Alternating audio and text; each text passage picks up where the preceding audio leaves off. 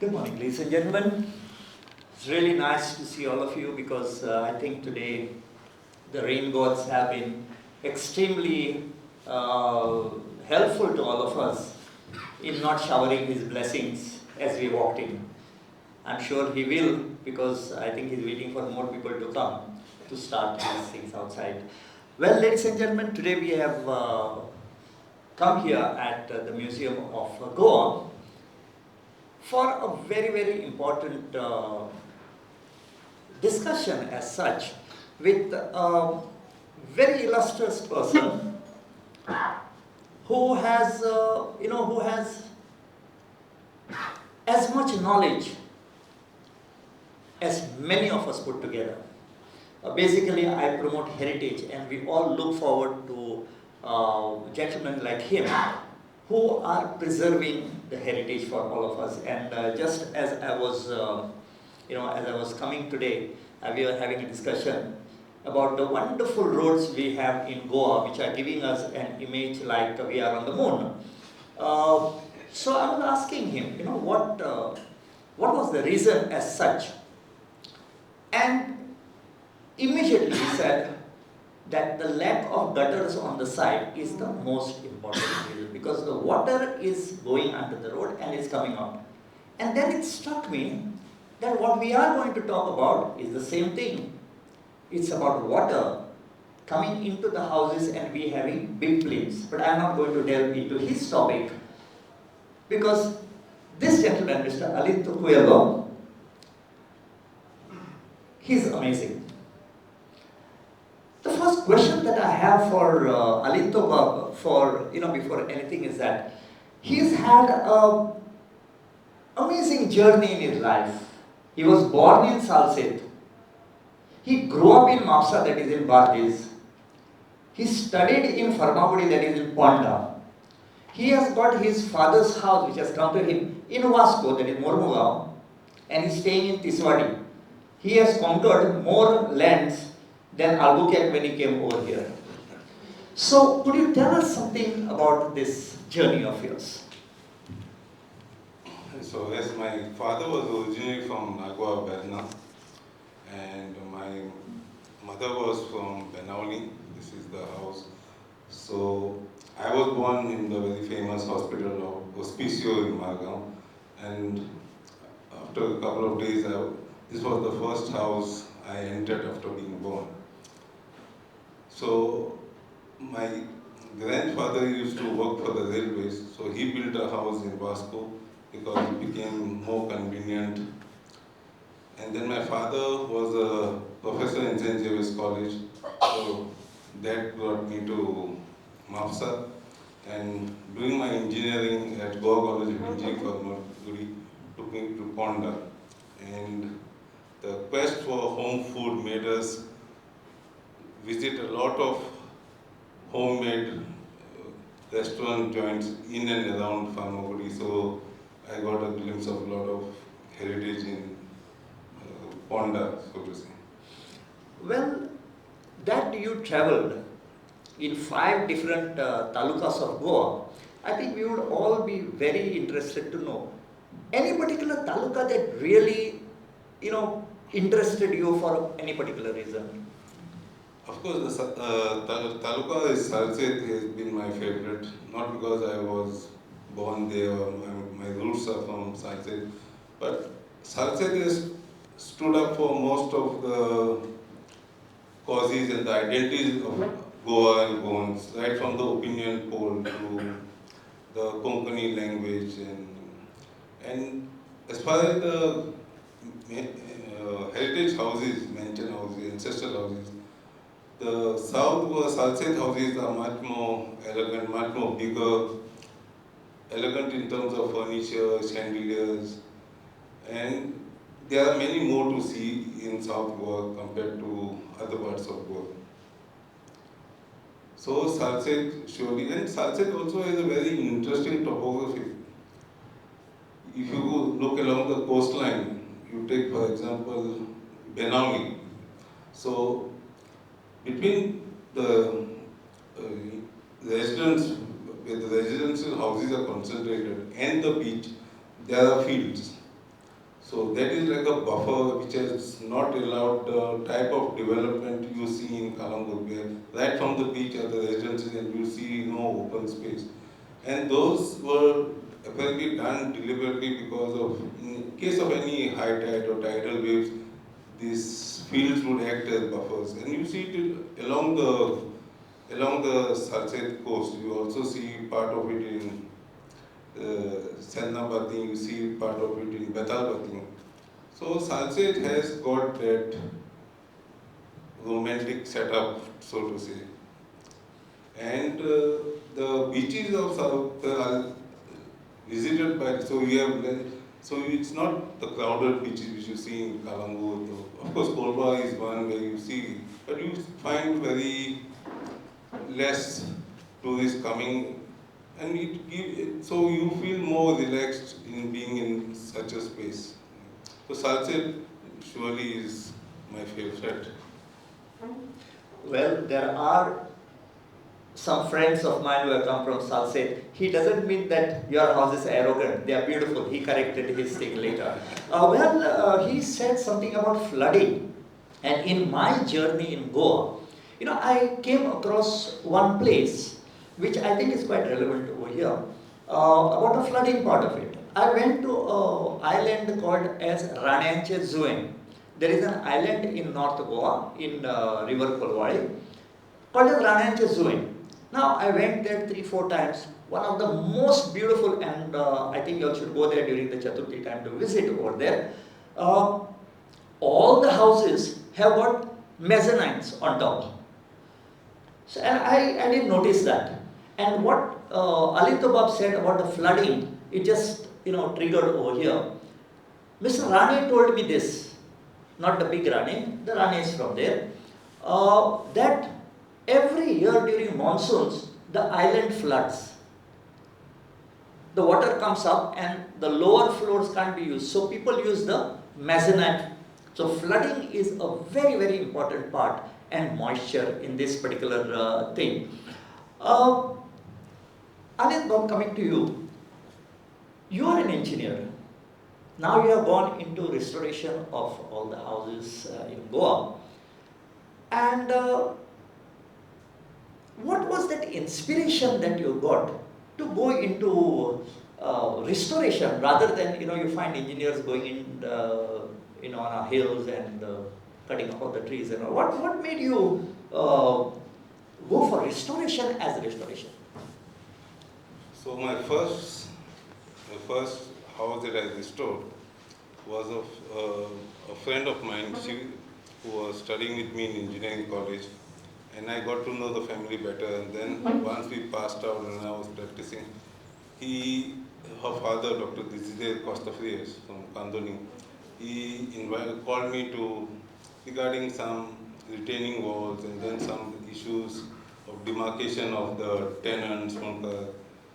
And so, as we were doing this sort of work for him, then he began to say he wants to do up the flooring and the plaster of the main hall, because again the same issue they encountered was they used to get water condensing on the floor.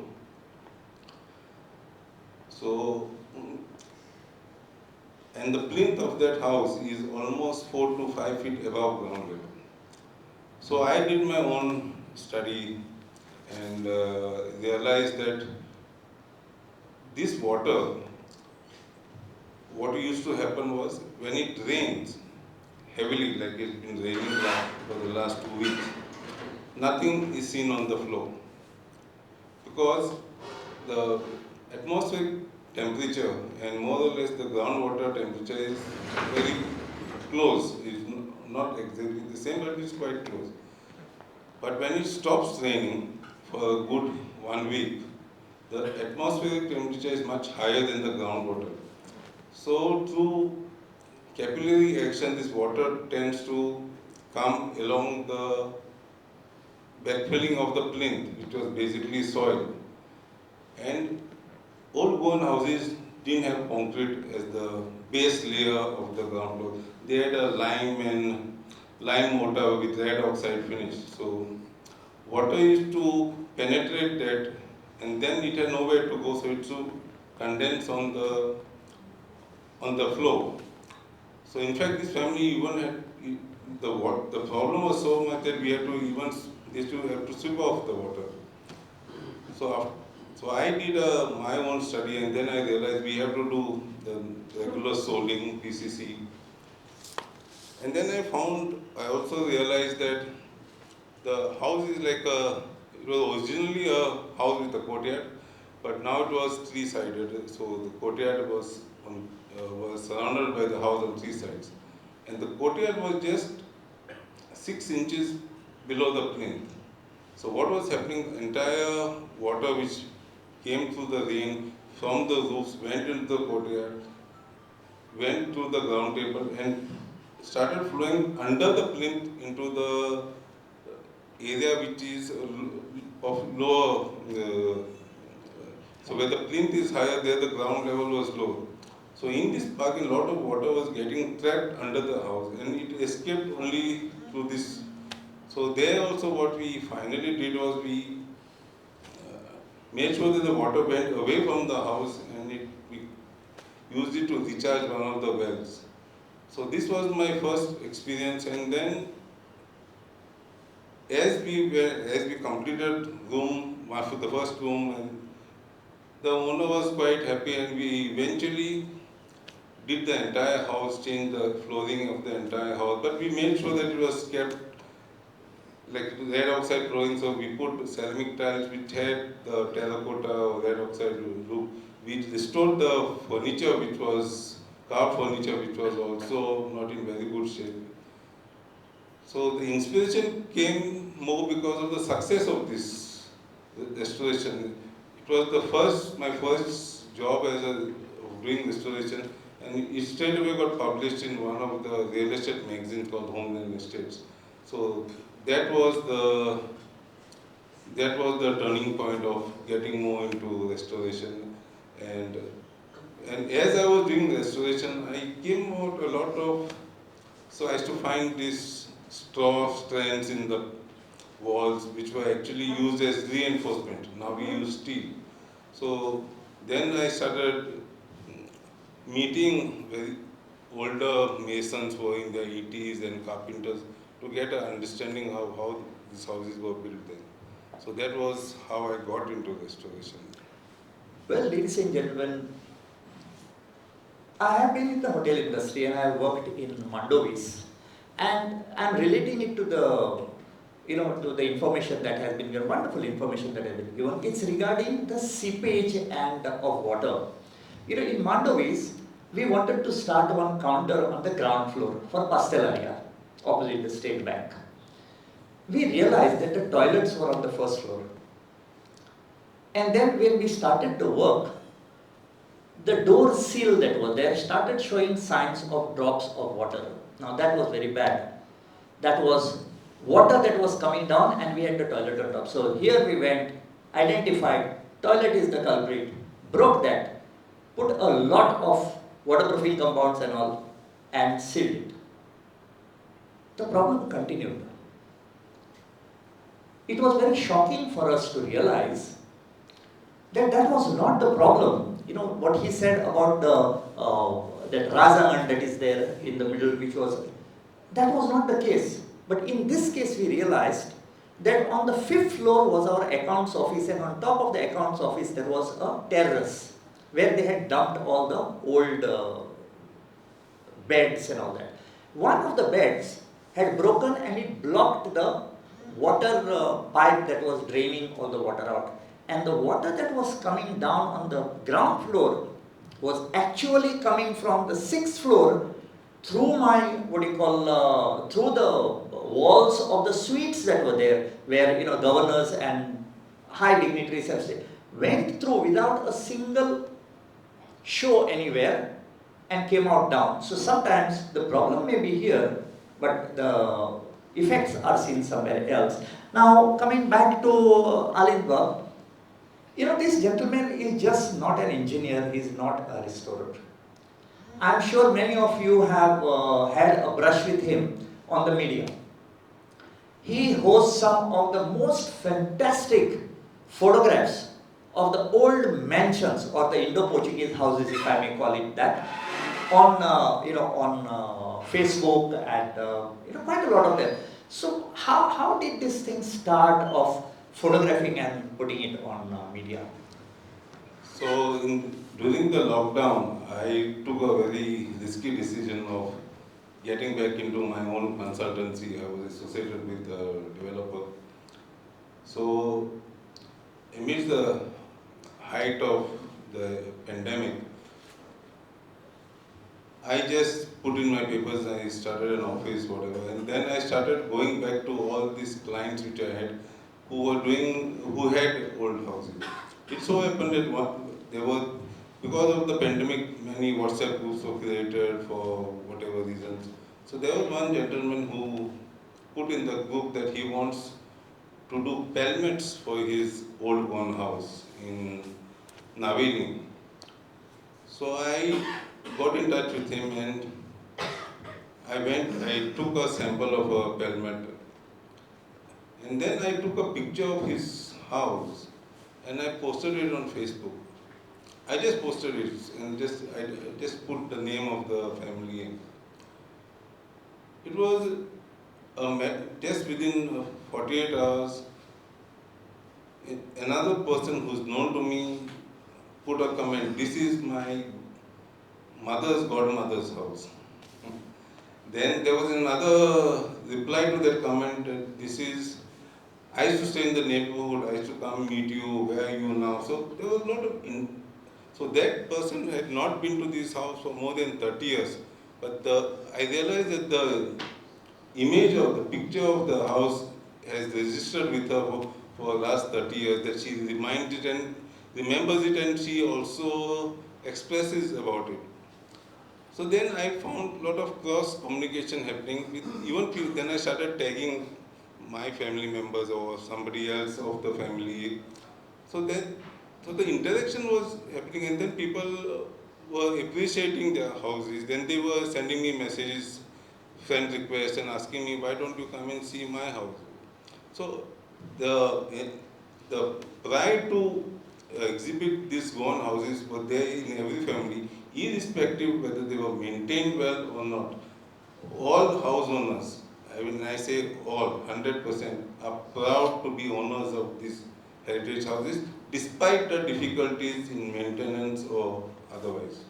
So that made me visit. So I started going to houses of people I knew, my relatives and friends, and it just snowballed. So in the last 4 years, I have visited over 175 houses personally, 15,000 photographs on my mobile, and with the permission, every photograph has the permission of the owner that I can post it on Facebook or social media or use it in my writings.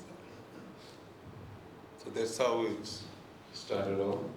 And later on, it's in 2 years back, 3 years back, then I was approached by writers, researchers, students, postgraduate students doing their doctorate in history, asking for certain references and certain date because they wanted to include that in their research. So I had the honor also to be approached by the first writer who wrote the first book. He didn't write the first book, but there was the first book called Oceana on Indo-Portuguese Ament, which is on Indo-Portuguese. It was related to not only houses, but furniture of the houses and other common things. But Helder Karita, an architect and historian, did the first contribution on the Goan houses in that particular in 1994, and the Costa Frias house featured in that book. Then in 1999, Helder Karita wrote another book and called Palaces of Goa, and Gerard Ducunia came out with the book Houses of Goa. But the point I'm trying to make is a person as senior as Helder Karita has approached me last year to do other research work. So basically, he wants to research more the Hindu family houses because in those times he didn't have access to many houses. So going to my Facebook profile, so there is a lot of interest in just the not the photography but also the family connect, because I also tend to now give details of the legacy of a particular family member. Like in Benauni, there's a Gonsalves house where they had the Monsignor Espulan Gonsalves was the parish priest of Kalamur Church, and he founded the congregation called Handmaids of Christ, which is still there in Kalamur and it also has got a center in Benauni. So with the houses also came the rich history and legacy of the family members who lived in the estates. Well, related to what you said that you have got about 15,000 photographs, plus or minus, Yes. whatever the thing. And you host quite a lot of them on Facebook, and I'm sure that many of us who do such a thing, they will benefit from this. Don't you feel that there is plagiarism in when people host photographs on social media? And what do you have to say about that? Your photograph being used by somebody else. I will not have any serious thing. Most of them have approached me to take permission, but yes, I have taken the risk of posting them, knowing that people could just download them and use them for other work. But then the intent is to create awareness. Intent is to showcase these houses. So, considering that has been achieved to a great extent. Like some people have actually told me, so I visited the house and I started taking photographs. And then they told me, no, can you come tomorrow? I have not cleaned the house. So I need to clean it better since you are taking photographs. So then the same night, then I said, if you want to check what I am doing, I'll send you a friend request if anyone of you are on Facebook. So the same night, the lady of the house called me saying, see, please don't come tomorrow, I need more time. Your photographs are amazing. And believe me, this family took a good 1 year. They painted the house inside out and then invited me to visit the house and take photographs. And I'll make a mention of Amelia and Damascene Suarez who are sitting here. Where's the house? Yeah. So we reached to their house, coincidentally, House of Doctors. So I met them at a function at Museum of Goa, and then I was introduced to them, and then they mentioned to me they have a house in Aldona. So I said I would like to come. So they kept postponing it every week. So I said maybe they need their time or whatever. And finally, Mr. Damascene called me up and said, you can come this Sunday.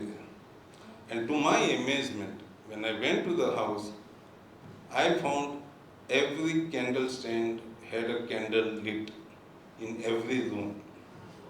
So I think that requires a little applause for that's nice.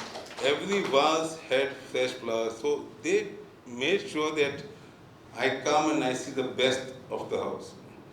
So this sort of, and they are very seniors, to do something like that is, you need to be passionate for what you have, you need to be proud that you have this and you want to exhibit it. So there are people who really want to exhibit showcase these houses, and they have that pride in owning them. Well, I could see from here the pride that was there on her face when she saw her house, and I'm sure everybody felt it over here. But I'm sure that most of the people whom you have visited, whom you have photographed, would also love to see it in print. So you have any plans of putting all these photographs in a... Yes, I'm working on various, so right now it's basically articles for the Bulletin of the Goan Association in the US and the Global Goans in Australia. But I've been doing a lot of presentations in terms of even academic presentations for the postgraduate course of Intech Delhi. But yes, I'm planning to come with a publication, but not. But then there are two things to it: whether it should be a publication for academic purpose or whether it should be like a coffee table book. So that's something I'm grappling with. But surely it's on the mind. I'm working towards it. So it will take its own time. It's nice that organizations like the Museum of Goa have are giving an opportunity for people to come here to share their knowledge and also to people to come and gain knowledge.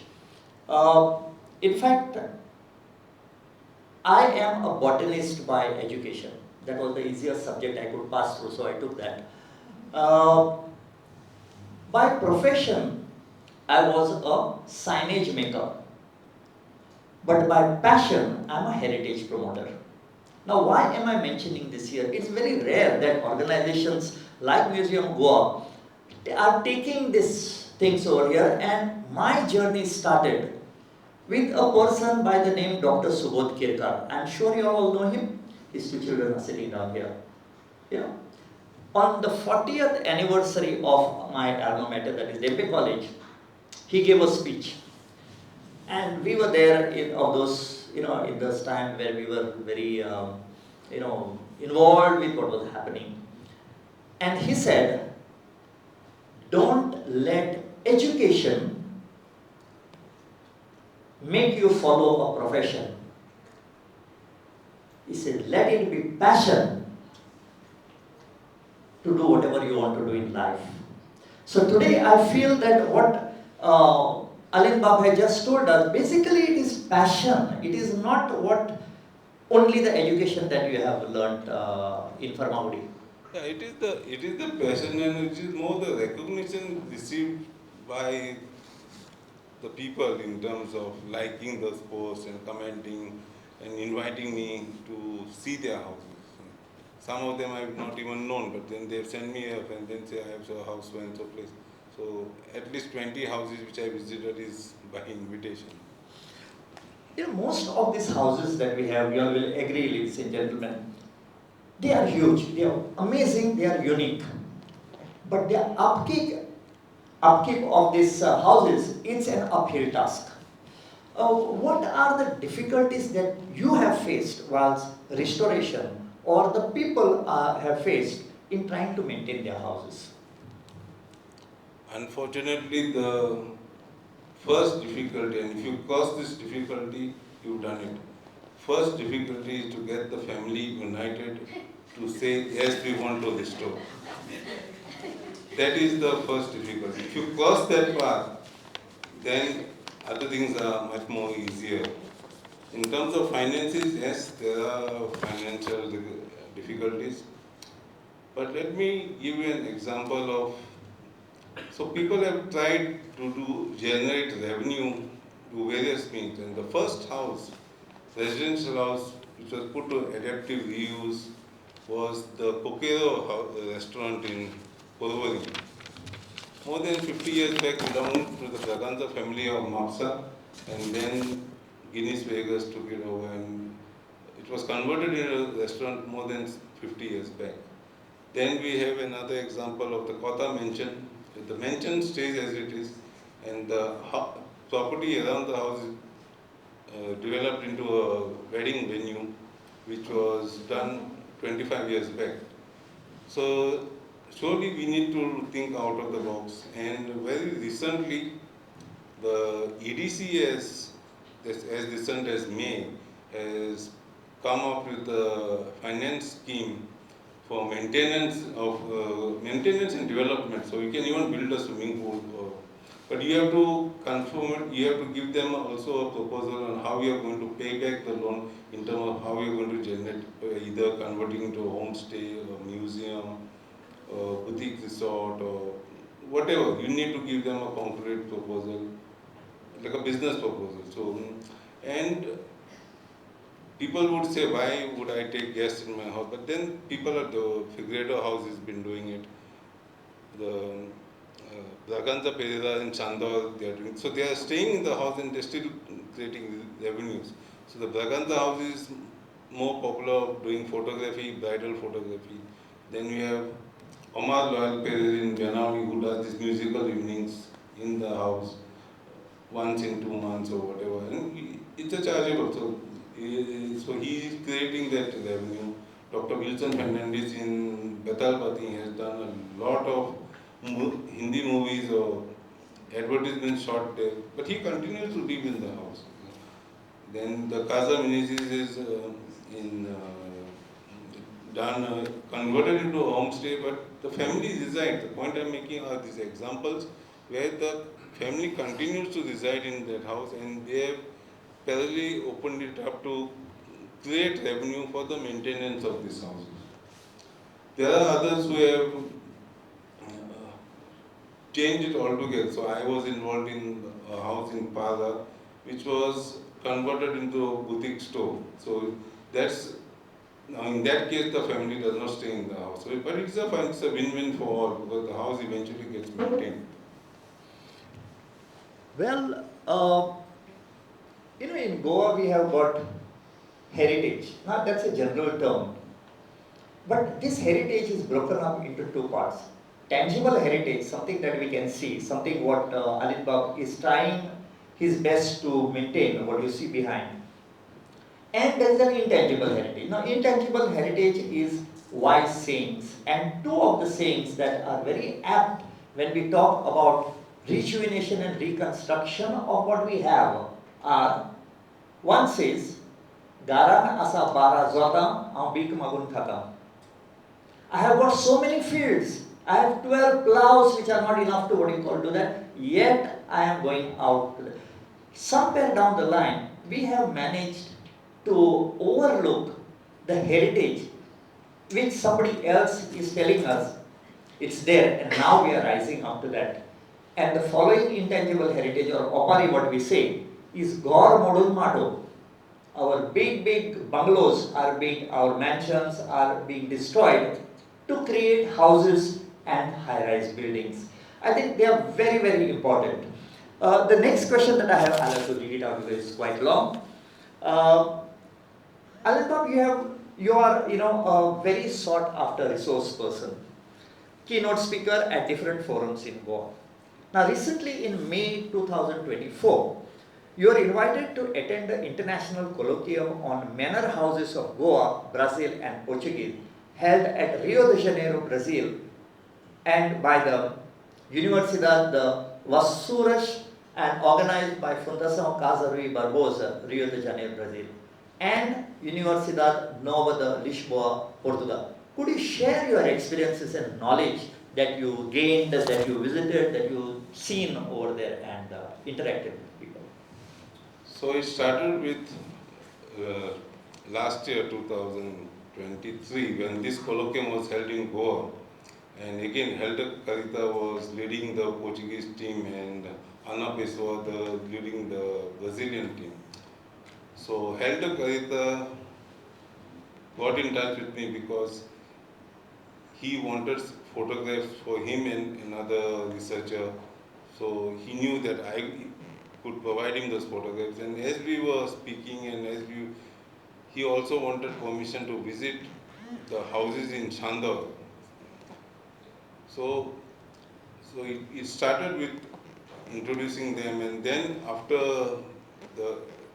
all the presentations were ready, I was invited as a guest for the colloquium, which was a 6-day event, 3 days in in Fundação was the presentation, and next 3 days we visited the various houses in Goa. So this year, in 2024, the colloquium was scheduled for Brazil. So Helder sent me a message, and then I sent my proposal. Basically, I gave them a proposal of chapels and altars in Goan houses, which was well accepted, and then they immediately sent me an invitation letter to come to Brazil and do this presentation at the colloquium. So yeah, so out of the 35 to 40 researchers that were there at this colloquium, I was the only Asian there. And they gave their presentation. Of course, some of them also gave some connect to the Goan houses, but basically it was the mention houses of Brazil and Portugal.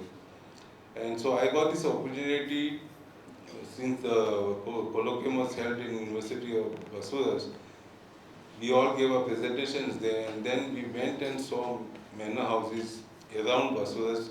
And around Basuras, basically these were coffee estates, and the owners of the coffee estates, it was like entire Pilan, this industrial unit could be one coffee estate, but in the center, one critical point was the mansion house of the owners, which they still reside. They have stopped making coffee, but they still reside in these houses. So, got to see a lot of these mansion houses, and of course, the researchers of Brazil were kind enough to take me around to a place called Downtown Rio, where you see all the old structures like the Imperial Palace and the Igreja de Nossa Senhora de Candelaria, and so you need to walk around, like how you have to walk around Penjim Church, and you can't go there by a cab or so.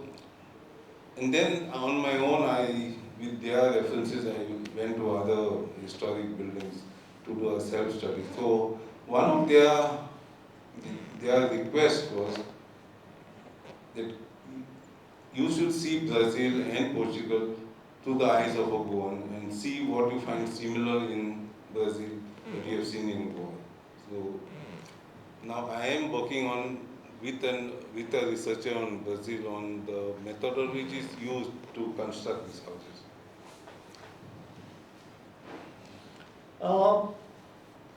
That you talked about being asked to compare the things in Portugal. You know that Portugal, Mozambique, Goa, Macau, they all have linkages to Portugal. And we have been interlinked, we have got people going from each of these places, trade relations here and there.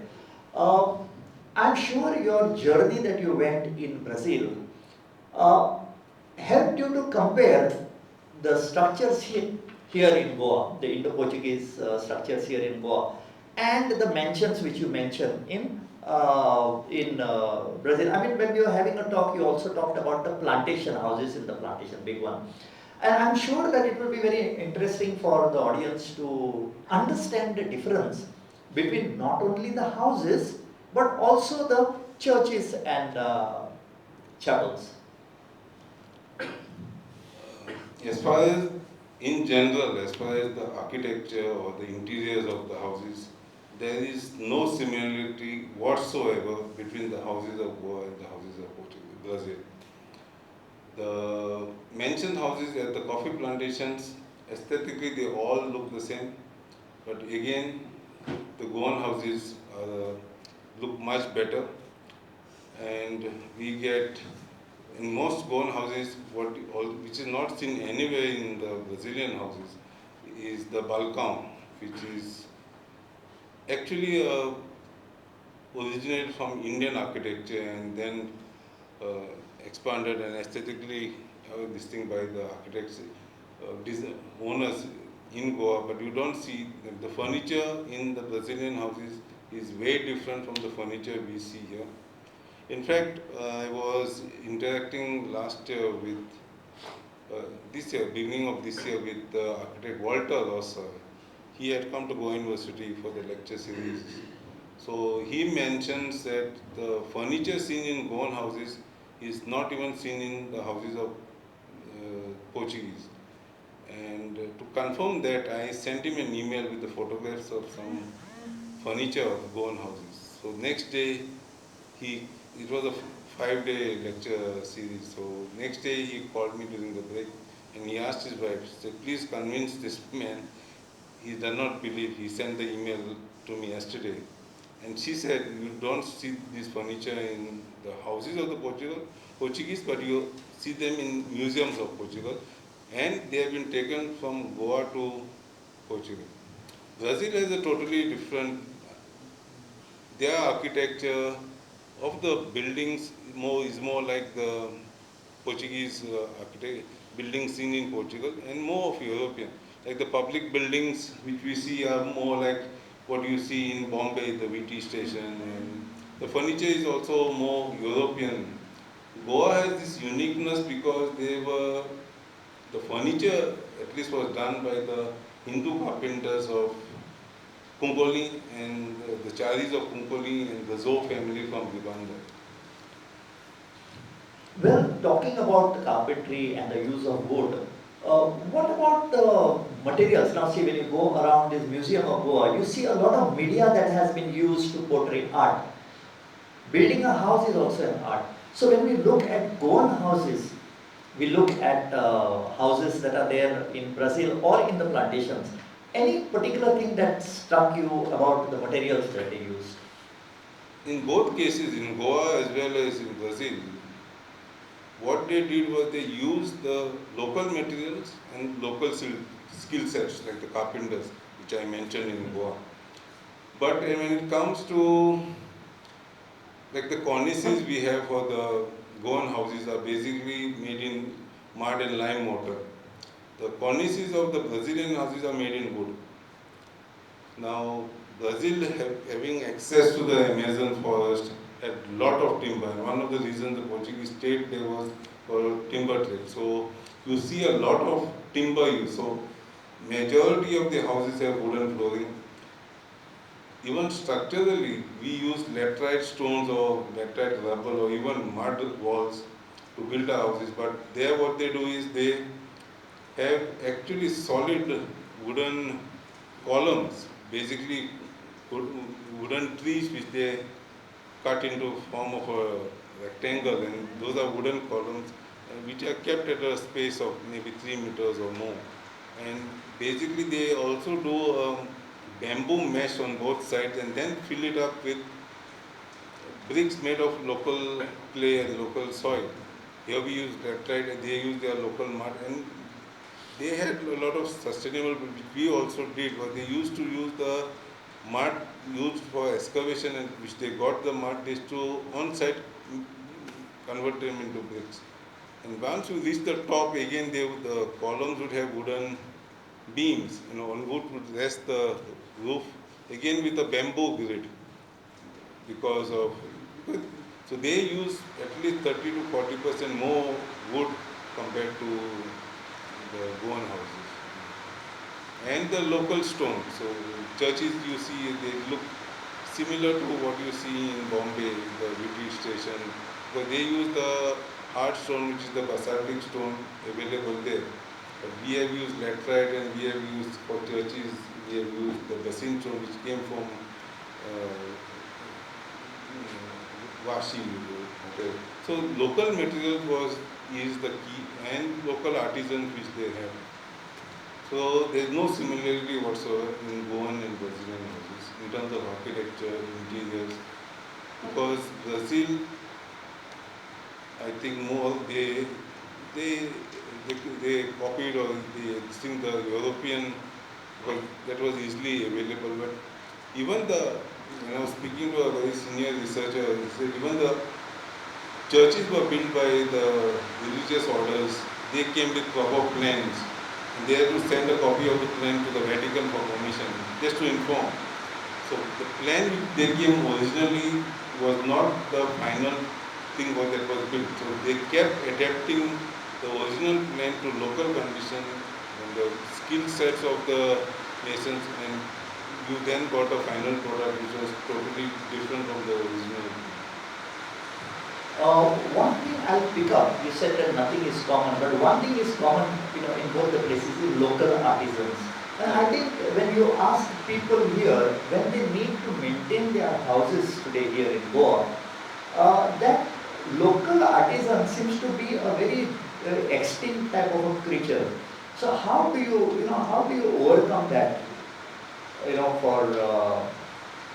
How would they overcome by using artisans? So we have now used the regular mason and trained them to do that type of work. So when I first started, I also was more interested in getting to know. So 20 years back may have been little more, but I actually put an ad in the local newspapers wanted artisans to do masonry and carpentry works. Minimum age 75 years. And I did get two people who approached me. Fortunately, one was a mason and one was a carpenter. Well, a little bit of warmth I felt was I thought after 60 the government and everybody forgets us, but here is one gentleman who remembers somebody who is 75 years old. That's good. Alinto, you told me something which was very interesting for me. In Goa we have got the World Heritage Site, Old Goa, which comprises of around 7 churches or cathedral and a basilica. Now, we look at it and we have lakhs of people who come there and they see that, they appreciate it and they go. But you told me something very interesting that you saw in the churches in, in Brazil. I'm sure that they also would like to know about it, about the gilding. Yeah, so because of timber available in plenty in Brazil, what you see in Goan houses, Goan churches, is the main altar is made in wood and it is gilded in gold. But in Brazil, you see the entire nave on both the sides, the side walls, are made in wood and gilded in gold. To that extent that they even have additional 3 altars on the side altars and on both sides. So you have 6 side altars and then the main altar and then 2 side altars in the front. So because of the availability of timber, they have used it to its maximum. And other thing is they are also good at documentation. It's not that we are not good at, but who are good at documentation were the Portuguese. But the Brazilians, though they got liberation in 1823, that is 200 years back, they have kept their documents. So if you go to a particular church, and if you are lucky, you can get a booklet which says the day and the person who laid the foundation stone, who funded that first day activity, who built it, which families donated it, when it was completed, when the extension was done, when the restoration was done, until today what has been done. So they have even sufficient booklets giving this rich history of the construction of the churches, which is available to even a visitor. In Goa, we do not have that for obvious reasons, because some of the documents went back along with the Portuguese in terms of archival documents. So some of them are also not open to public because they are not in very good condition, which is available in the archives of the diocesan bishops' palace, but they are not in good, they are in the process of, but in Brazil I found that everything is there documented to the last detail. Well, documentation is very, very important, and one thing that we must not forget is that the Portuguese have really got fantastic documentation done of the earth. Yes, because of certain reasons that we have faced in the past, some documents are not available. But that's not enough. I also feel that, this is my personal opinion and which I have shared with the church authorities also. I've had the fortune of going into so many of the churches, chapels for my program that I was doing.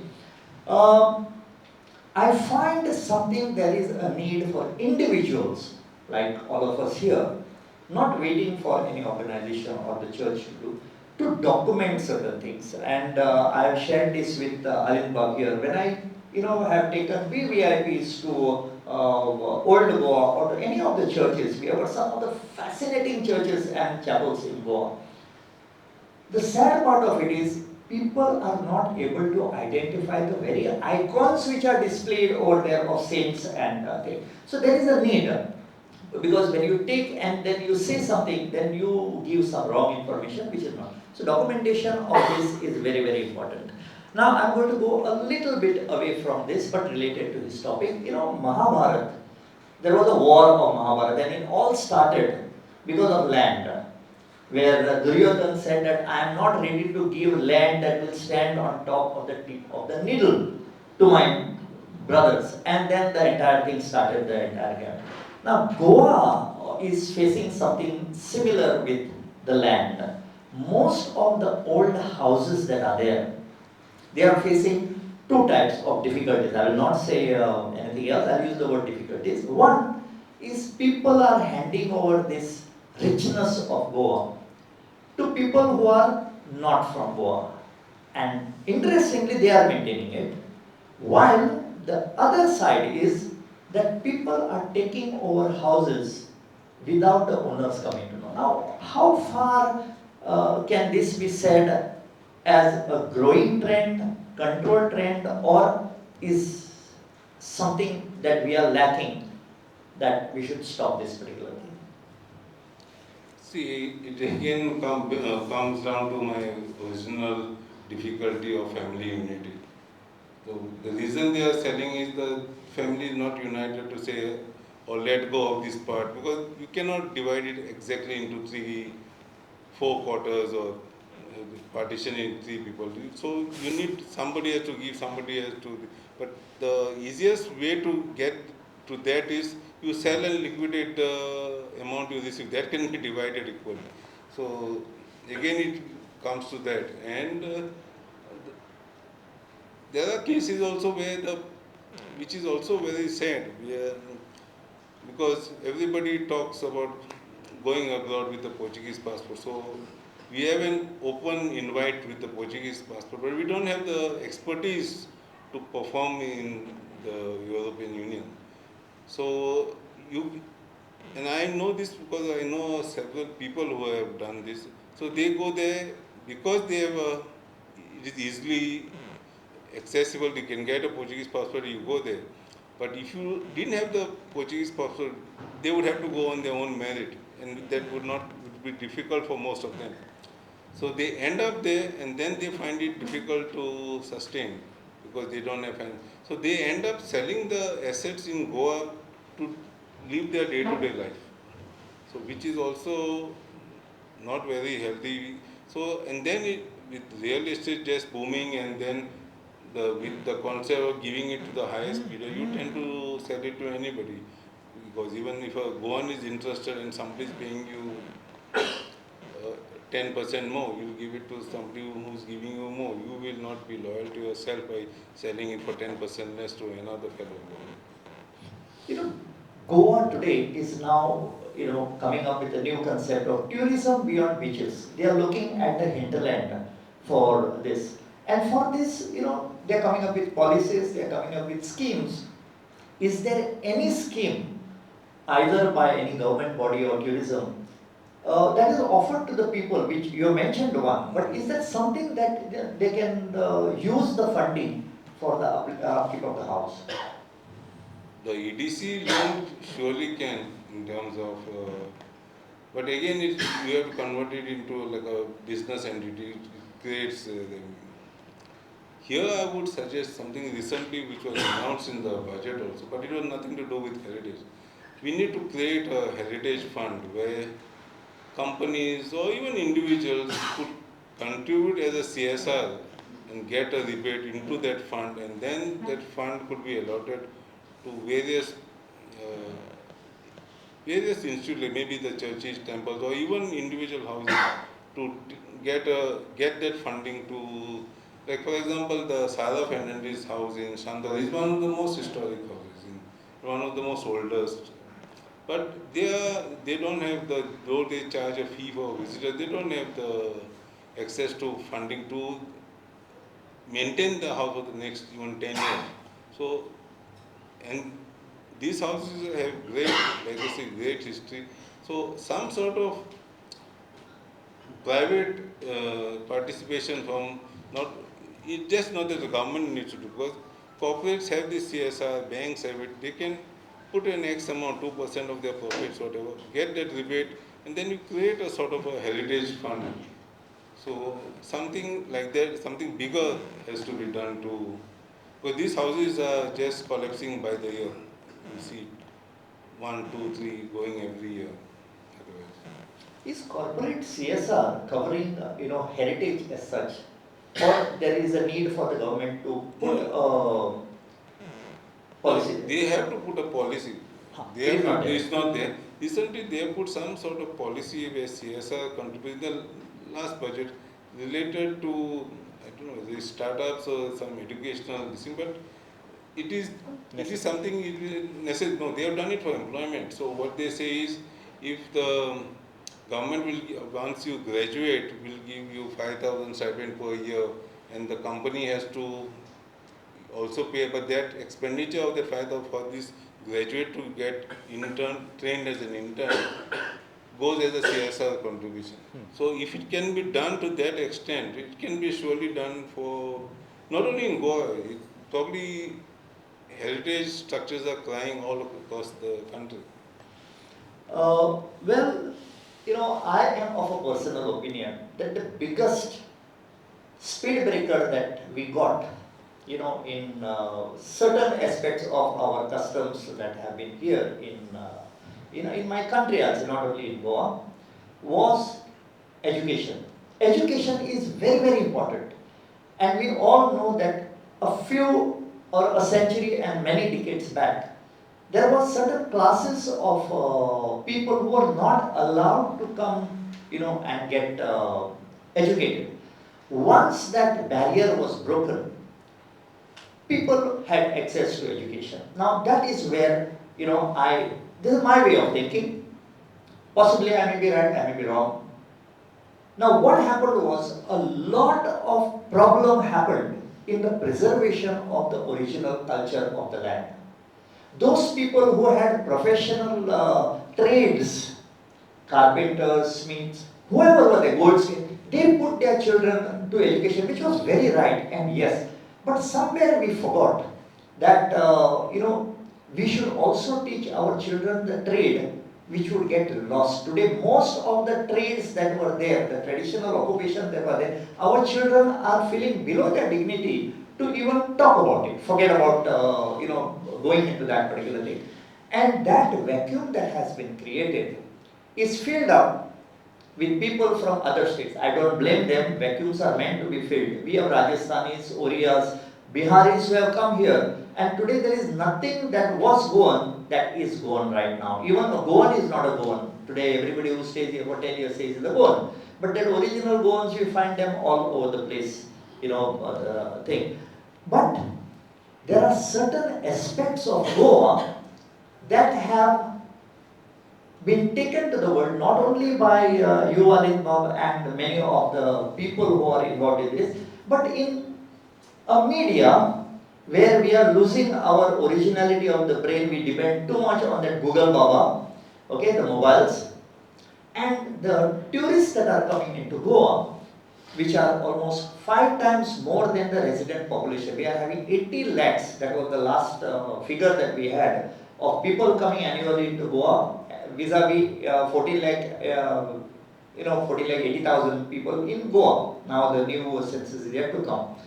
But these people who come into Goa, besides blocking the Saligaon, that Madani road, and creating a mess, they are doing something that is good or bad. Now that is something what I want to know. They are taking reels. They are shooting reels, they are taking photographs. But the attached narration that they give sometimes is dangerous. Now, do you think this is doing good for Goa, or is it detrimental to the growth of Goa? No, it is surely detrimental. I'll take the example of Fontaines. You can't even walk on that in those inner lanes because they are either sitting on the floor, sleeping on the floor. Okay, that is all fine, taking photographs. But they are taking photographs. In the background, there is the owner of the house with his home clothes, and then it's going. So it has also created inconvenience. The owner wants to take his car, he inconvenience. People are actually, they are in groups, sort of a thing. So that has become quite a nuisance for the residents of Mala and Fontaines for sure. And the other part is miscellaneous. So whatever you get, so I remember this post coming to me from one friend of mine who was going, saying that so and so walk they went to, and they showed a house in Vienna belonging to the surname of the family is Vasco da Gama, and the guide who took them around, they didn't go to the house. He said these are descendants of Vasco da Gama, which is not the case. So So there is a lot of misrepresentation happening as well. Ladies and gentlemen, you all know this particular thing. Now, I got something new over here, Vasco da Gama's descendants over here. But there is something very famous going on around Goa, and I break my head trying to tell this. So now we have done something over there. They take hordes of these people to Donapala and show them those twin statues and say, "Ye hai Dona or ye hai Paulu." Dona राजा की बेटी थी, Paulu fisherman था, प्यार हो गया. Daddy was not allowed here, and they committed suicide. I always tell the people, next time somebody tells you this, throw this guy from here. Don't do it, because those statues were presented to us by Mr. and Mrs. Robert Knox, created by Irsa von Leisner, and inaugurated by the first Chief Minister of Goa on 26th of January 1969 at 10:30 a.m. You can read the newspaper of Navin Times of 28th of January and you'll get this particular thing over there. Donna Paula is buried at Rajgaon. Donna Paula, the wife of Antonio Sotomayor, the owner of that place. And by the way, I'll give a chocolate if anybody answers. Excuse me for giving them a chocolate. Can anybody tell me what is the original name of Donna Paula, the village? See, we are all Goans. Iva is this side. Marivel. Huh? Marivel. Marivel is a place where means beach. Mari was the name of the fisherwoman, and when fish was a little less in Panjim, people from Panjim would go to make Mari at the where over there. So it became Marivel, colony became Marvel now.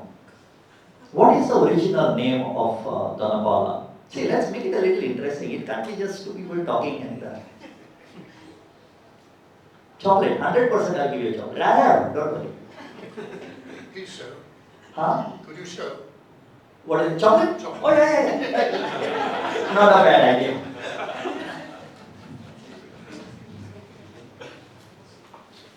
Enticement. Okay? It's fruit and nuts. The nut is me. Okay. What is the name of the village? The name of the village is Oddaware. Oddaware. It is only on 21st of December 1682 when this lady Donna Paula, Donna is Mrs.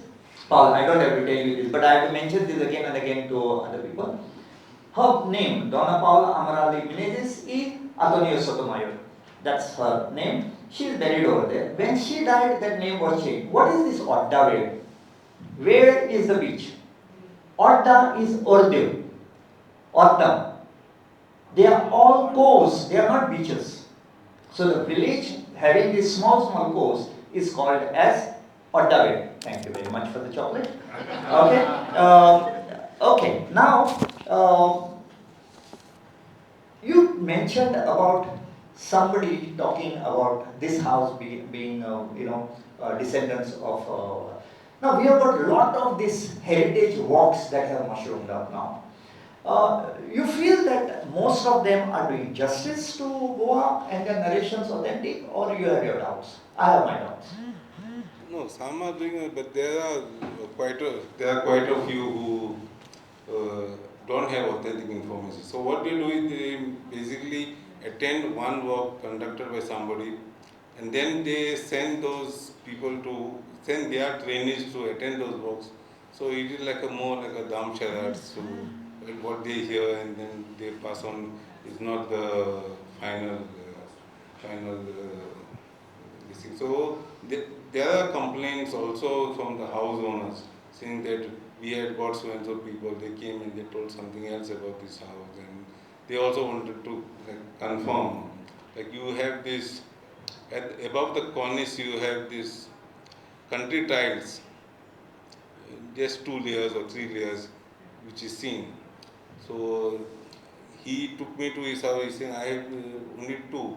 But they said that if you had 3 layers, that means you had more wealth than your neighbor who had 2, which is not the case.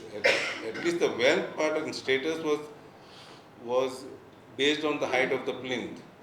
So if Sanjeev's house is 4 feet and I built a house after that, and I felt I had more wealth in terms of land, or my father was in a position of power, like the village registrar or government servant in the Portuguese administration. I would make sure my plinth is 4 feet, 4.5 feet. It's higher than his. So the highest plinth I've calculated and seen is the Figueiredo house, where the plinth is 7 feet. And it makes if this is the understanding of the plinth, it surely suits their legacy and their wealth in terms of land bank and representation in society. Somebody was the Lutz Figueiredo, she was the member of parliament in the Portuguese parliament representing Goa. So there was that. So there are cases where you can actually go back and confirm certain things. But just saying, so that fellow was quite upset that his ancestors had less wealth than his neighbor. So there is a lot of hearsay which is not authentic, and controlling that becomes very difficult. Another thing which is very wrong is what they don't do is pronouncing the right words. So even when I was doing a previous presentation, which I did for somebody, I did put a couple of photos of balcons. So when I met that person, they saying, the person who helped me do it, she's been in Goa for the last 20 years now. Seeing that post on balcons was very good. So I'm wondering, when did I do a post on balcons? So no, we did a post on balcons. So I said, no, it is balcons, not balcons. So there is in the excitement of getting into the niche space of Goan heritage, they tend to, I think, go too fast and without confirming the details and this. Before I ask him the last question and open the floor for certain questions that you have, I must elaborate on a little bit of this particular thing. About the names. See, I've been in the hotel industry, and I have had some very jocular times meeting these people who come up with some rare thing like Bicholi become Bicholi, Capem becomes Cupem. But the funniest was Siddharth becomes Siddhade. Siddhade, Are Baba, stop. It is only one day. And the worst of all this is Abuada. Abudda. What food Abudda? That is what Abudda. That's a very obscene word for us. Now, before I ask him that question, I need to tell you something. This year, we are going into a very, very important decennial period of the exposition. Okay? We will have lakhs of people who will be coming here. They will be our ambassadors taking the information and going out. Ladies and gentlemen, please help the infrastructure to portray the correct information. And let me tell you an example of why I am telling you this. One fine day we were standing next to a liquor shop in Panjim. I mean, standing by the liquor shop is not a crime. But we were just standing there when a Sardarji, his wife and 2-3 children, they came to buy a bottle of liquor. And that man asked my friend, he says, why do you bring the body of Saint Francis Xavier down every 10 years? Simple question. And it is related to this exposition period. Ladies and gentlemen, what would you say? Why is the body brought down every 10 years? Okay? No chocolate this time. It would be for reverence, right? Or something else related to it. But this guy, now we asked him, so why are you asking? So he says, no, we were told by the judge. What did he tell you? He said, no, he is a living saint. His hair and the nails grow. To cut it, they bring it down. Now, this is the type of information that is being given, and that has to stop. That changes the whole aura of our Goan identity as such. Just calling ourselves identity, going, all that particular thing is good. But we should also live up to that particular expectation. And to end this discussion, I need to ask you only one question. You have had so much of experience on field, in the field of academics, so many things. What advice do you have for the people over here? And then I'm going to open the floor if they have questions. No, conservation of these Goan houses, restoration or whatever, you need to, so the one thing which is very, very important is you need to maintain the roofs of this house. Even if they are closed, you need to send somebody, if you are abroad also, you need to send somebody at least once a year to keep it open for 15 days so it gets its airing or whatever. And you have to make sure that you open up the roof and just open up the roof and put the tile back just to see if there are any members of timber rafters which have to be replaced, because you don't do it in 5 years and you go after 10 years, the cost of doing it is more than double. So if you regularly maintain it, rest assured the house will never. So it happens that especially when the houses are closed, one tile breaks, you are not here, you say, I don't, my neighbor is not talking to me, or my cousins have don't have the time. So that one tile, then during the rains, water goes in, it soaks the walls. Further, next rain, something else happens, and one small branch starts going on the wall. So it just deteriorates. So you need to make sure even if the house is closed, make sure you maintain the roofs, and at least the house will survive for some time.